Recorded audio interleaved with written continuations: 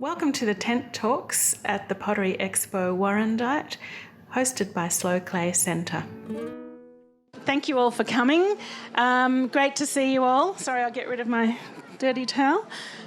So this talk is about the three of us, Ted Seckham, Prue Venables and myself, who are exhibiting as part of the International Academy of Ceramics in the tent down the other end. And I'd like to introduce them all, but firstly, just to say, I want to acknowledge the traditional owners of the land on which we're hosting this event and pay my respects to their elders, past, present and emerging. And of course acknowledge that culture is real and we're part of a long continuum. We want to keep that and respect that. So the talk that we had this morning, before the talk that we had this morning, how many of you came to that talk this morning? Show of hands? A few, not many, but we had, I did sort of say that, you know, here we are a year hence from the last Pottery Expo where we were not even sure, you know, during the year we had no idea what was going to happen. So it's wonderful. I just want to celebrate that we're all here today and that we're able to gather again, and even without masks for the first time for a long time. I also wanted to acknowledge that it's been a very, very difficult year for very many of us, and I think the fact that we can come together in person is a wonderful thing. So welcome to you all. Thank you for coming. And I would like to introduce both the speakers, firstly just briefly, and then in detail, and then myself as well. So we'll start in order of speaking. Prue Venables is beside me here, and Prue has a long, illustrious career in ceramics, and I think there probably wouldn't be very many people who don't know her work. It's wonderful work. Again, she is exhibiting as part of the International Academy of Ceramics, so go down and have a look at her work. And then we'll get to more detail soon. And then Ted Seckham beside Prue, who's also a very wonderful ceramic artist who specialises in crystalline glazes. He's actually got some pieces in the flesh for us today rather than slides, so that's a really lovely change too. And I'm Jane Sawyer, and I run Slow Clay Centre in Collingwood, which is just behind the stall behind this wall, and I also have been a ceramic artist all my life and exhibiting with the IAC as well. So what else did I have to say before? Oh, yes, and I want to talk a little bit about the IAC before we start, just to introduce this. There will be a lot more information tomorrow. We have another talk about the IAC in a little bit more detail because we will actually have Janet Debus on the panel tomorrow. That's Janet over there in the red glasses. And Janet has been... were you Vice President or... Yeah, representative of Australasia. Yeah. So to have Janet speaking tomorrow will be much more illuminating about the IAC than any of us probably. Maybe not Prue. Prue's been on it longer than Ted or myself, but I've only been to one meeting. But essentially the IAC is a professional membership organisation with 880 members from 74 countries. It's about friendship, it's about professional communications and relations between ceramic artists all around the world who share a very strong desire to learn and to share their experiences together and to exhibit. It offers exhibiting opportunities and curators. So the IAC is full of not just makers like the three of us, but curators and gallerists and writers. So there's a whole sort of network of extraordinary people who are members. So it's worthwhile knowing about it. I didn't come to even know what the IAC was until quite recently. So it's a wonderful organisation to be part of and find out a bit more about too through the stall down the road. So Ted has actually been very pivotal in getting that exhibition off the ground and corralling us all and getting our work into it. So it's great that you've done that. Thanks, Ted. But without any further ado, I'd like to hand over to Prue Venables, who'll be speaking about her own work and development and showing you a few images. I'm just going to press the images as she's talking. So could you please make her welcome? Thank you. Thank you, Jane. And I must say, it's lovely to be involved in doing talks with two potters who I really admire and have for very many years. So thank you. I'm just going to read my talk, otherwise I ramble. My earliest influences came from my mother, Betty. She had a strong desire to be a painter, and throughout her life she made elegant clothes from piles of fine and beautiful fragments. She was always resourceful, and I used to watch her as she carefully joined scraps, matching colour and pattern with a clear love of quality, craftsmanship and careful attention to detail. There was a simple elegance to her making, with the beauty of material, form and finish deemed to be crucial. Her teaching of me was meticulous, and anything not quite perfect had to be unpicked and resewn until it was faultless. There was no place for a lack of compliance, and I followed directions without hesitation. Here, the beginnings of the learned patterns of discipline and detail so essential for a maker were set in train. Betty was also a keen gardener, and I remember so well her wonder, enthusiasm and excitement about the unfolding and growth of even the tiniest flower in the garden. She would come rushing in saying, "You must see this." I watched and absorbed her exhilaration. This teaching was informal but constant, energised, engaged and genuine. Musical activities also dominated our household, and the house was abuzz with sound as strict daily practice regime started from the wee hours. Even on our epic annual camping trips, the wailing strains of learner violins and soaring flute exercises, a strange cacophony of sound, seeped through the canvas walls of our tents. Betty had made most of the tents, and they sat like a crop of eccentric cloth huts, copies of the old English blacks' tent that provided us with shelter on their trip with two small babies across post-war Europe in the early 1950s. There was no lack of adventure or pioneering spirit there. Music gave me my first creative outlet. In music, all the senses gathered together: the muscular learning, the listening, the mind, the eye and the heart.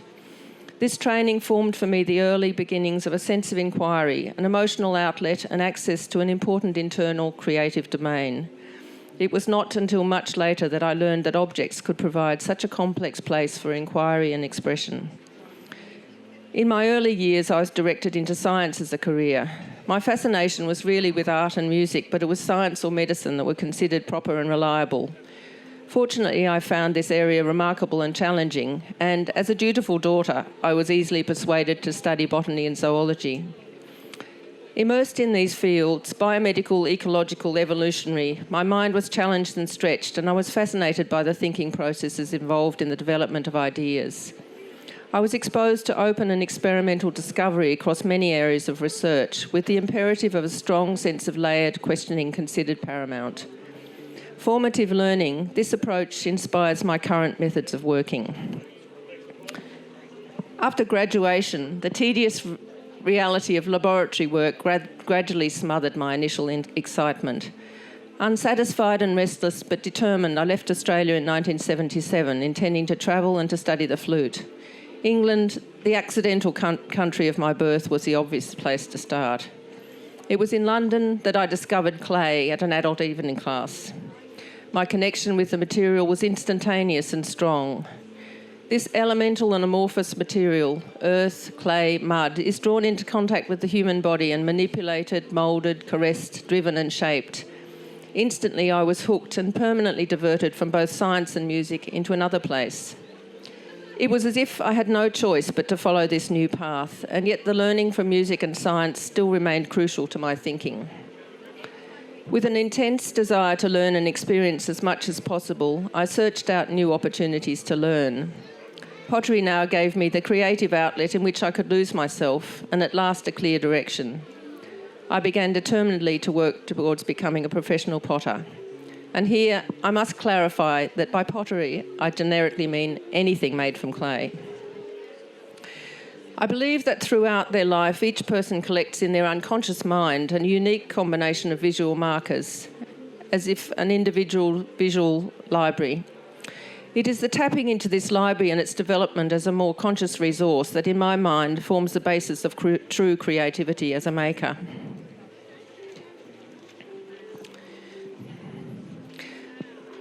Understanding this was what I was intuitively seeking, and was lucky to find my answers at the Harrow School of Art Studio Pottery course in North London. Intense and demanding, it concentrated on the making of high-quality, inventive, functional objects. The structured working practices and high expectations here were both familiar and attractive to me. I was used to this way of working, as both science and music require such commitment. It was exciting for me to recognise these links, and I have continued to use them in my own making and teaching practices since then. Here I learned about the making of functional objects, some of the most centrally placed and important things in our lives. I once even taught in a building where the teaspoon was chained to the sink. No other object was afforded such security. Although quiet, familiar, mute and often disregarded, such objects provide an exciting, stimulating, challenging and immensely creative area in which to work. Returning to Australia after nearly 13 years away, I soon made radical changes in my work. Forms became stronger and clearer, and my earlier dependence on decoration fell away. I began to work in porcelain, throwing and altering almost everything, with experimentation regarding the forms becoming central to my practice. Circular was altered to oval, and relationships between, around and across objects drew into focus. I see skill and technique as essential to the making of imaginative objects, rather than as limitations that stop ideas. Material science also has historically led to astounding discoveries. At an IAC conference, I once had the exciting opportunity to sit and talk at lunchtime to the French scientist who made a flexible porcelain spring. It is an elegant and beautiful object, seemingly outside the bounds of possibility. It was easy, he said. I asked a student to make it. And one of the great gifts of the IAC is the possibility of new connections being made across the world. Over the years, I have learned to experiment with the outer limits of possibility with this material, porcelain. My travels have shown me examples of work that once I would have thought impossible, and tips and assistance in how to incorporate new approaches for myself. I'm fascinated by the challenges of trying new things. Working in porcelain is always a high-risk practice, and failures and difficulties are commonplace. Observing the final object, the challenges of the porcelain material, the design, manipulation and firing practices are hopefully absorbed, dissolved and rendered invisible. I enjoy the simplicity of a final object as it sits, with the hovering questions of origin, risk and difficulty having melted away. Just as with music and science, eventually the final result carries little awareness of specific techniques and the practice and work required, leaving the idea and expressive qualities to stand alone, I hope. For over 10 years now, I have also been learning skills in metalsmithing. Many people have assisted me with this, in particular Patrice Slabowski, who for years has mentored and patiently advised me. Slowly, I have begun to incorporate silver and copper components into my work that extend formal possibilities and facilitate the strengthening of joints between separately made sections. The metal material and associated new techniques has enlivened my understanding even of the porcelain I thought I knew so well. Objects now emerge to challenge me. But before I finish, I'd also like to thank the photographer Terence Bogue, who took I think most of these images. He's been an inspiring influence on me over the years. And then, just to finish, I've got some very sad news. I think a lot of people here will have known Katrin Chitums, and she sadly died last week.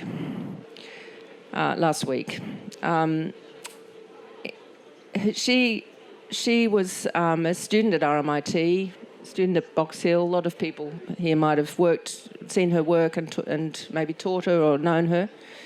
And she was a person of great talent and dedication. And one of my closest friends, Liz Loader, actually grew up in the same house together. The two families were combined. And her description of her was that she was the kindest, loveliest person she ever knew. So, thank you. Thanks, Prue. Thank you so much. Yes, I was very saddened to hear about Katrina's death too.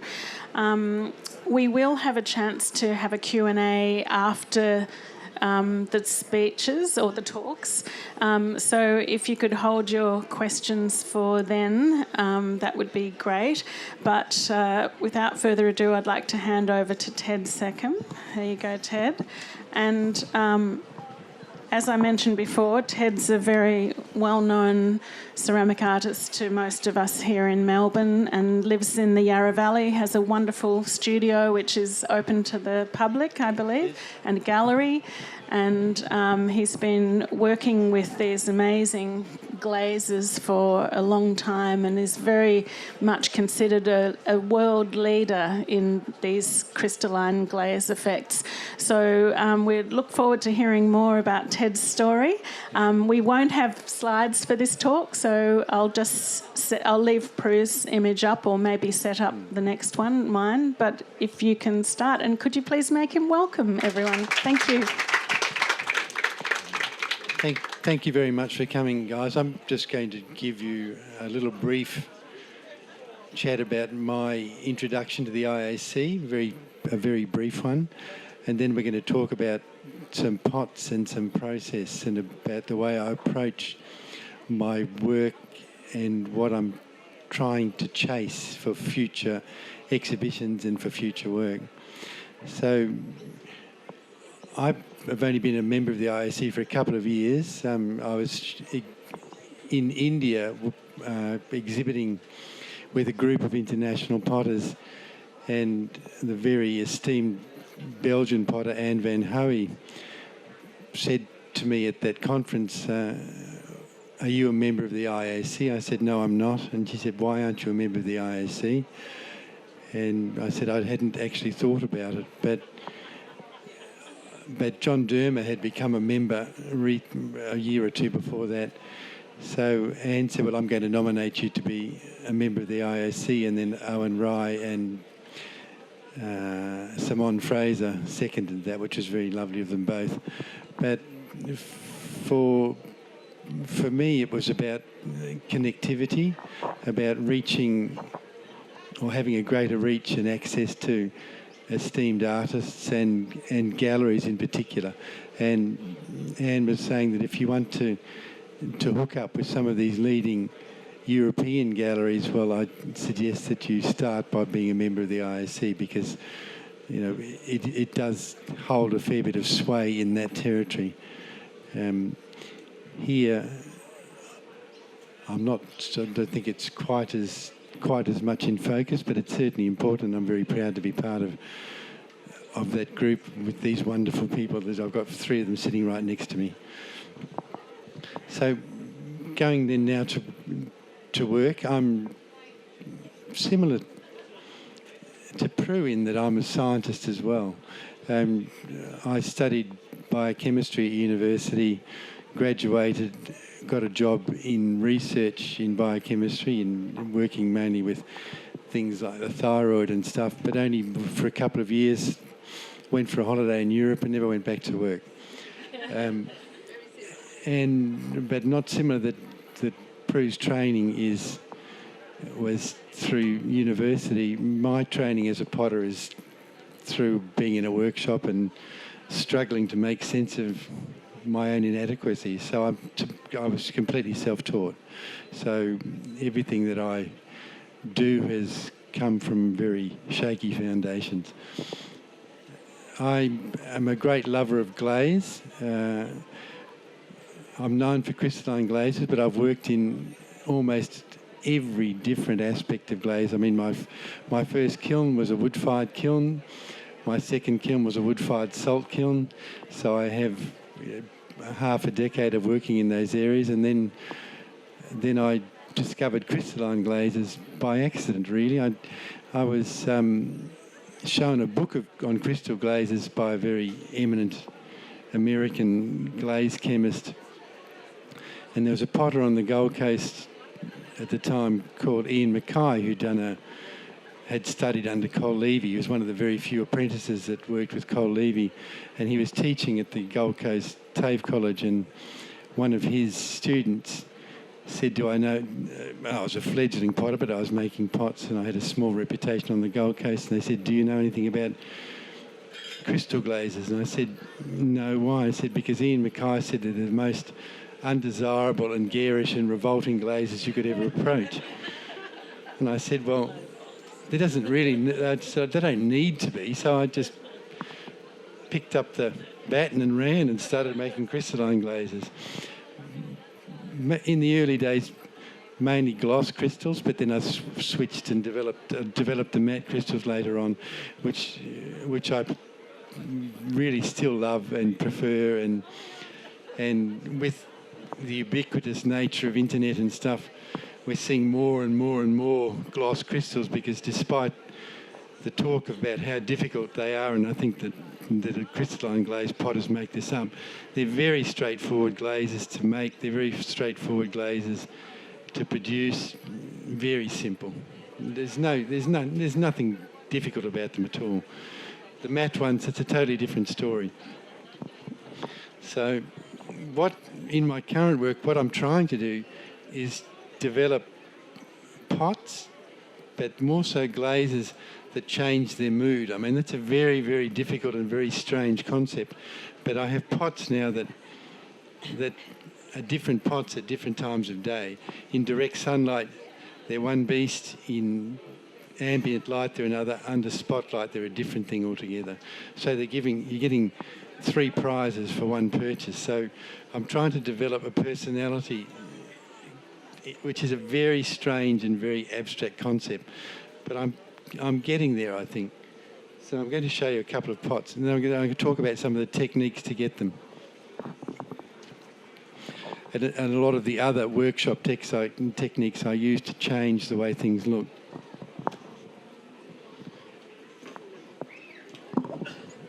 So here's a pot.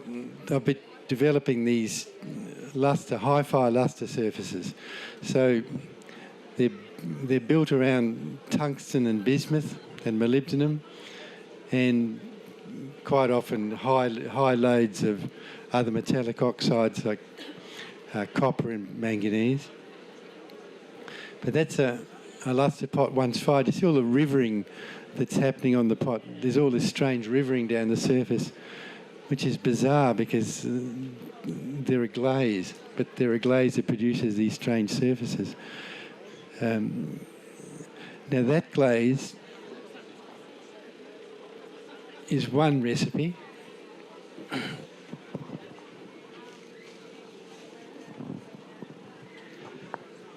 This is the same glaze, fired a second time. So they've been taken twice to full temperature. So you see these beautiful little iridescent circles. They look like this in this light. When they get direct sunlight, that whole pot will turn to an olive green, and those crystals will be a darker olive green, but looking nothing like this. And under sunlight, they're different again. So can you make out the iridescence in this piece? You might have to look at them closer. They're pretty funky pots, as in funky glazes. But what excites me about them is that these are glazes that have never, ever been done before. So that, in its sense, excites me. Why is firing the second time? It's the additional heat work. You'd probably achieve the same result just by prolonged firing. Yeah.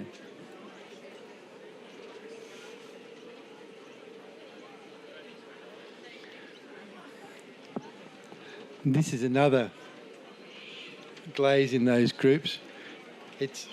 When it initially came from the kiln, it had a brownish crystal on a brownish background. but I'm starting to look at different surface treatments post-firing as well. So this piece has been taken from the kiln, then it's been put in a mild acid bath for a day, and it changes the background to a much darker sort of black colour. So these are the things that I play with all the time. Then I have rescue glazes. So when I get a crappy pot out of a kiln,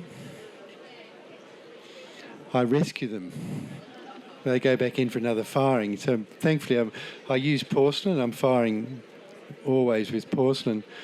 But I have these cover glazes that are based on some adventuring glazes that are rescue glazes. So this particular pot had a glaze like this yellow glaze on this crystal glaze over here initially, but it was neither here nor there. So then it was coated with this cover glaze and refired, and then developed into this really, well, I think really beautiful thing. It's very simple. There's a very famous Japanese potter who used to use a lot of flow glazes as his major decorative technique. And for a piece like this by, not Ito Sekisui maybe, but by a piece by this Japanese master who's a national treasure, deceased now, of this size and of this quality, you would pay $25,000 for it if it was his, but mine's a much humbler ask.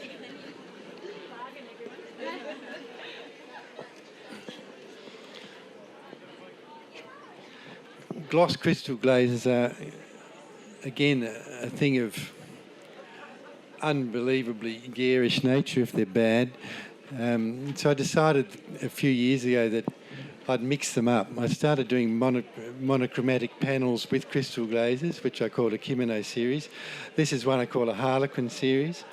So I block out these yellow areas with latex. Then I spray with a slip, which is the same body as the clay, an inclusion stain slip onto the pot, and then I can just spray the whole pot with an iron crystal glaze, and the red inclusion stain under the body stains the glaze, so you get these lovely gold on reds and yellow patterns. So this is called a Harlequin series. My next exhibition is at Sabia in Sydney, and there's a new silhouette series in those, so they're going to be something else.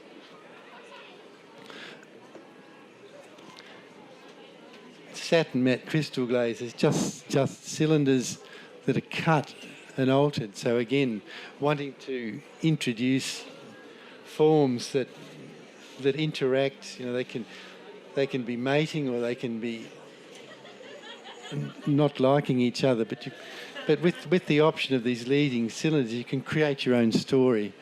So I'm looking for a value-added package to the pots I'm doing at the moment. Okay, so that's what you've got from me. Thanks.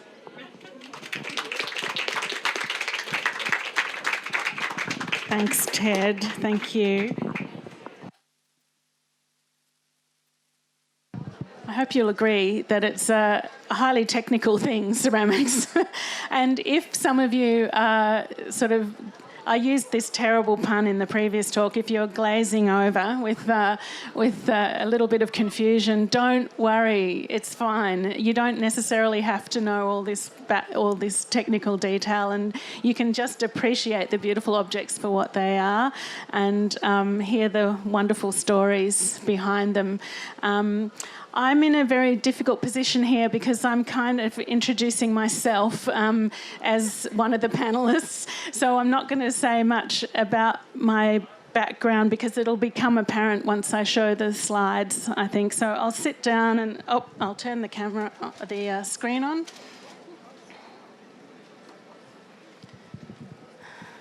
We'll wait for it to warm up a little bit. And I'll just move into my studio here because I think it's fun to see people's studios and where they work. And although I run a very busy studio at Slow Clay Centre, which is in Collingwood, that is my teaching studio, and I employ people, and we have a very busy schedule. But when I come home, I come back to mess, and that's my solace, my play space. And I don't get enough time in my studio at the moment, but I love it whenever I do. And it was a purpose-designed studio and built underneath our house, and there are things in that studio that I absolutely love, like a damp cupboard that keeps things damp enough for me to work on large numbers of pots all at once if I need to. There's a great stainless steel sink, and there's some wonderful things about that studio that I've always wanted to have. So I've finally got my dream studio, and now the house is falling down around it, and if we rebuild it, the only thing that's going to stay is the studio. And I work with slip. I'm pretty well known for my slipware, which is a clay coating, a contrasting clay coating onto another clay body, or a piece that's made from a different clay. And I work at earthenware temperatures, totally different from my esteemed colleagues here. I work at a lower temperature range, and the clay and the materials don't vitrify, they don't fuse together like they would at a higher temperature range. So I don't have I guess my aim is not necessarily to have, it's not within the glaze surface. It's more about the movement and dynamism of a pot. And I'm actually really interested in touch and engaging a sense of touch through my work. So I absolutely love it when people can't stop, like even if the pot's in an exhibition and it says "do not touch," which has happened to me a few times, people sort of have to reach out and touch, and that's my goal. And I really love it when people do, because I think touch is not recognised enough in our culture. We live in a very visual culture, don't we? It's all about what we see. But when I did a master's degree, and Prue was one of my supervisors, my main supervisor, it was wonderful because I actually was able to interview some blind people and to talk about how the sense of touch can be activated. So I became interested in my objects as catalysts, if you like, for a relationship between not just the pot and the end user, but the maker and the pot and the end user as well. And I grew up around Murray River country, not quite as dense in bush as this, but our farm had about 1 kilometre access to the Murray River directly. And when the spring rains came, we ran cattle, and in the spring rains we had 2 islands in the Murray River. One was 180 acres and the other was 70 acres, and they only had water access. We'd have to swim the cattle back across and go down to the islands and get those cattle back before the floods came, get them back onto higher country. So I was very much very interested in water and fluidity, and then became fascinated in how water moved through the landscape and through cutting pathways as it goes over millions of years. So I'm quite motivated by fluidity. So the sense of touch sort of extended into this idea of fluidity. And I called on my past training with 2 wonderful potters. I don't think this is one of them, Shusagama in Japan, because they use slip decoration in this very fluid way as well, which I was introduced to through my teachers, and it's a wonderful surface. They, however, are really influenced by this work, which is 16th century Korean work, which is punchongware. And it's a sort of different sort of use of slip, but the Japanese people that I worked with thought this was the pinnacle of good taste, and it became very revered by the tea masters in Japan at the time, who collected simple, humble Korean rice bowls and then transformed them into, collectible tea master bowls for the tea ceremony, which had taken off in a big way. However, the pottery that I worked at was on the other end of the spectrum. It was very much, I did an apprenticeship here for a couple of years, which sort of finished my training really. And they were very much influenced by the humble bowl or the humble pot to be used with food and not to be put on a pedestal and gazed at and never touched. So my interest in touch sort of was an extension of the humble, the everyday and the unpretentious. And just to sort of give you an idea, the studio that I worked in supported 20 families. So I had 7 teachers and I was one of 7 apprentices, and then extra people like the clay maker and the glaze makers and loads of people. And we would fire a big 6-chamber climbing kiln once a month. So that was a huge effort. And if any of you have been to the wood-fired talk earlier this morning, you know what an effort it is to fire with wood. It was an amazing place to learn. So I was very lucky to have that experience in Japan, and it was very formative and stayed with me still to this day, because actually at Slow Clay Centre we teach Japanese techniques on the wheel, at least, to our students first and foremost. I'll just flick through some of these pieces, early pieces of mine, and just essentially let you see them. There's nothing much I really want to say about them other than just looking at the sense of touch and engagement.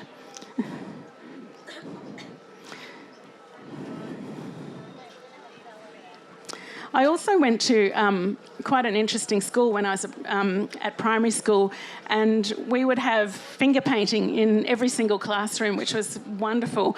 And I can still kind of recall the smell of the warm finger paint being mixed up with, corn flour and water and boiling away on the stove in the kitchen. And then we kids would be commissioned to come and carry these bucketfuls of paint and mix the colour in with it and then pour it out onto tabletops and swish our fingers through it.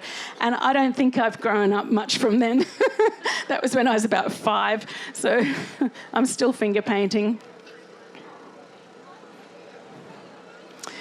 Recently I've sort of taken my work in a little bit more of a conceptual way, and mainly driven by climate change and the fear and anxiety of what's happening in the world, and feeling like I didn't necessarily want to contribute to making thousands of pots that... there's a certain amount of respect that's needed to fire a kiln, I think, and certain acknowledgement of the impact that a kiln has in the environment. So I've scaled my practice right back, and I'm really making just for exhibition these days, and a few key, tableware for commissions who I really, really want to do it for. So this body of work, I started experimenting with shadows and using an alternative clay, a black clay, to sort of create a shadow, picking up on the idea of the rain shadows of mountains, where there's always one side of a mountain which is drier and one side that's wetter and gets the onslaught of the weather. So I kind of played around with that idea, and then more recently went into looking at planets and the stars and moons, and sort of thinking, one day we're going to have to, if we keep destroying the earth, we're going to have to look outwards, and people are doing it, and it's both exciting and terrifying. I don't know whether there's any scientists in the audience. I don't have any scientific understanding. All I know is that I fear that it's coming. And finishing off with some wall pieces. I'm using a lot of wall pieces at the moment, using walls to sort of hang pieces on and look at them more front on rather than down. So these are platters essentially that are related to the previous work that I've done, with a sort of floating edge with no hard edge line, a more fluid edge line. But again, using contrasting coloured clays and mixing some of my colours with other coloured clays. I haven't got an image of the latest work I've been doing, but you could see it on my Instagram if you wanted to, but it's draped pieces on wall hooks, and I'm having a lot of fun with those. And the idea of collapse, which is, you know, a topic of interest over the past year. But yeah, that's all I really want to say about my own work, and thank you for listening. And also the IAC, which is what this talk was actually picking up on. Just to give you a sort of picture of the IAC, I've only been to one conference, and it was in Barcelona, because I'm a relatively new member of the IAC. I've been a member for about 5 years. And I would have gone to another conference in Finland last year if it had gone ahead, but sadly it didn't. But I did go to the one in Barcelona, and I can just say it was one of the most fabulous experiences of my life to be immersed in a culture that appreciated earthenware and terracotta, which is what I do, and slip, and to have that wonderful connection to the history of usable, functional objects like watering cans and buckets and things. I was in heaven. And there was even a water container museum that we went to. So I was so in love with that. And the IAC being an organisation that doesn't just bring people together for fun, it was educative. We were taken on tours of all the local potteries around Barcelona, day tours and then 3-day tours. So it was a really wonderful opportunity to learn as well about another culture in depth and about their practices. So that's it from all of us. If you have any questions, I can share the microphone around or yell out loudly, and then we'll ask the panellists to repeat the question, because I don't think I'll be able to hand the microphone around to everyone. If you start by just repeating the question, if you're asked a question, and then answer it. So does anyone have any questions to any of us, Ted or Prue or myself, about any of the things we've discussed? Yep. Yell out loud. Okay, yeah. I was just curious about the acid bath that Ted is using, and also curious about the panels and the glaze between them. So repeat this. So we're curious about the acid bath that I use. So I use it on all sorts of things. Sometimes I'll just talk about how I use an acid bath, and the other was panels that I produce. Those pieces with panels, and you've got that line. The bead, okay, yeah. All right, and also the separation of panels on pots like these. With the acid bath, it presents all sorts of opportunities. I just use a pool acid modifier, just buy from a pool shop, one to lower pH in your pool. But you can use things like dilute hydrochloric acid, vinegar, Coca-Cola. All of them will create an effect on the surface. Sometimes I'll use them on crystal glazes, sometimes on manganese glazes, sometimes always post-firing, but sometimes I will fire a piece, then I'll acid etch it in a bath, say a copper glaze, then I'll put it back into my small reduction kiln and reduce fire it. And the acid leaves the surface of the glaze very vulnerable, so you get all sorts of beautiful effects happening on the surface. Then things like a cobalt crystal glaze, which is a dark blue crystal on a dark blue background. If you use an acid etching process on that, it will bleach out the crystals, so the crystals will become much lighter, whiter, sitting on a dark blue background, and they'll really jump off the pot. And this division, I just line draw with a pencil, then I just extrude a fine porcelain bead. Just let it set for a second. To put it on, I just mist my line, and then I just run the bead on, and the bead just grabs. And then to stabilise it, I let it sit for 20 or 30 minutes, while it's sticky, then I'll spray a slip from both directions from a distance to actually make sure that that line's not going to move anywhere. It's fasten it. Okay? With the acid bath, anything from an hour to 2 days, 3 days, you'll see glazes like manganese glazes that are dark brown crystal type glazes. You etch them, you quite often end up with a brown crystal on a mottled white background, like almost like an eggshell background, things like that. Also with acid, I'll also do it when I'll bring a pot from a kiln. I'll look at it. If it's got inclusions like silver in it or copper in it or something, it gives me opportunity to reduction fire it. I'll reduction fire it, and then I'll let acid etch it. So the world's your oyster. There's just so many different approaches you can pick up on. Any other questions from the audience? Kirsten? For you, Jane, how long were you in Japan for, and how did you organise it? Did you speak Japanese? Okay. So the question's how long I was in Japan for, do I speak Japanese, and how did I organise it?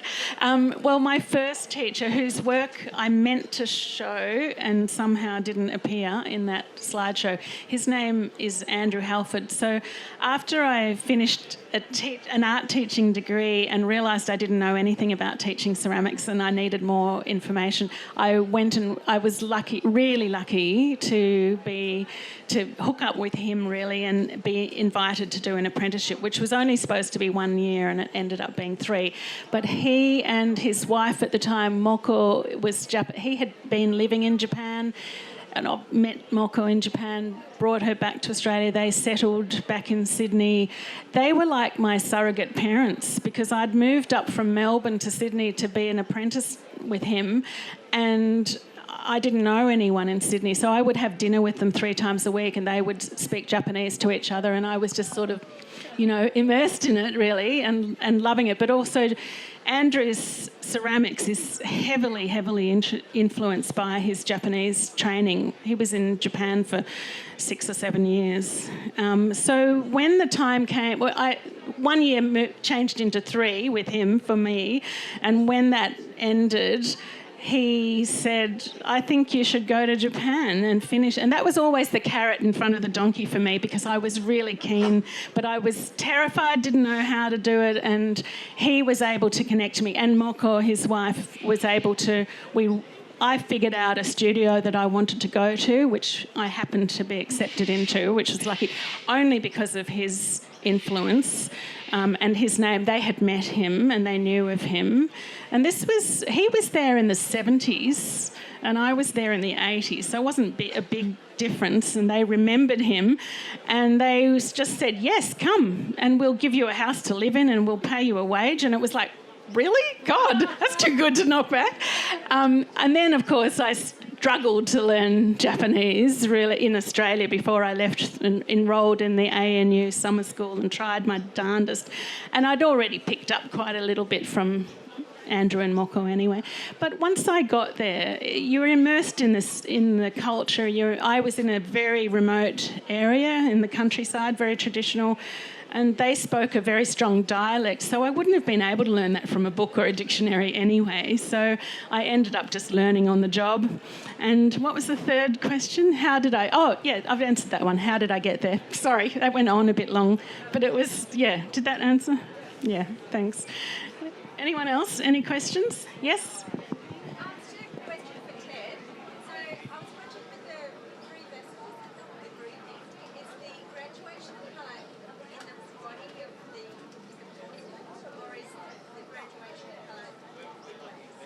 So talking about graduation of colour in these porcelain cylinders, the graduation of colour is in the glaze application. So it's a copper titanium colour into here, just straight titanium colour into the top. So I just use a spray gun and just apply this glaze. So the green glaze, when it's applied, will be applied almost to the top. There might be a couple of centimetres from the top, and then it's sprayed and it just flushes down in the firing. Any other questions for any of us? I'm just curious as to, like, it must have been really hard in the beginning in Japan, was it? When you didn't speak any language and really isolating and... Yes, it was. Yeah. So the question is, it must have been, or the statement must have been really hard in Japan when I arrived. It certainly was. But I was very independent. I'd lived away from home for a number of years, moved from Melbourne to Sydney, and I was very much used to being on my own. And I was driven. I really wanted to learn. You know, it was everything to me.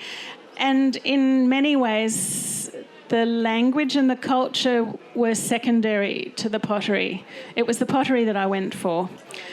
And the language, well, the language of clay. But I was also really lucky because there's the workshop, like I mentioned before, they're really humble, really down-to-earth people and incredibly genuine and incredibly welcoming. So for them, you know, the first thing they said to me when I arrived is, well, why do you want to come and learn with us? There's all these other potters you could go to that are much better than us. But actually, I chose them, and they really were really fantastic for me.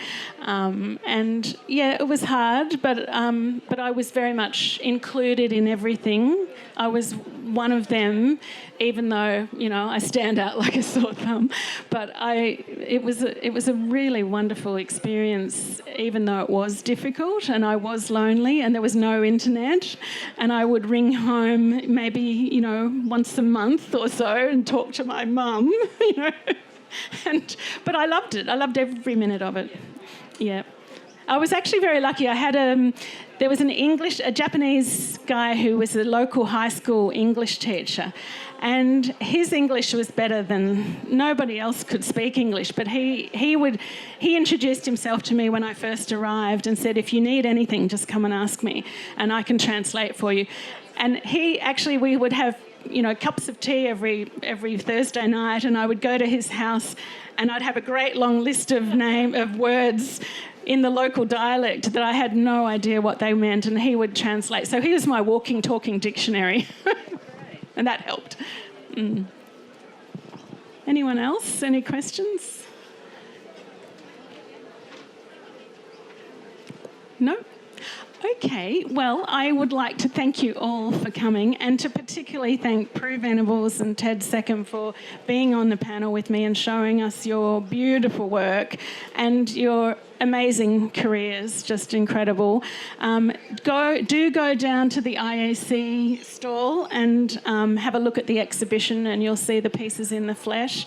And if you want to hang back and ask any more questions, please feel free. But thank you all for coming. That finishes our talks for today, but we'll have 3 more talks tomorrow, and they're all on the blackboard in front of our stall behind me, and you can see the times there and join in. And thank you, everyone. Okay.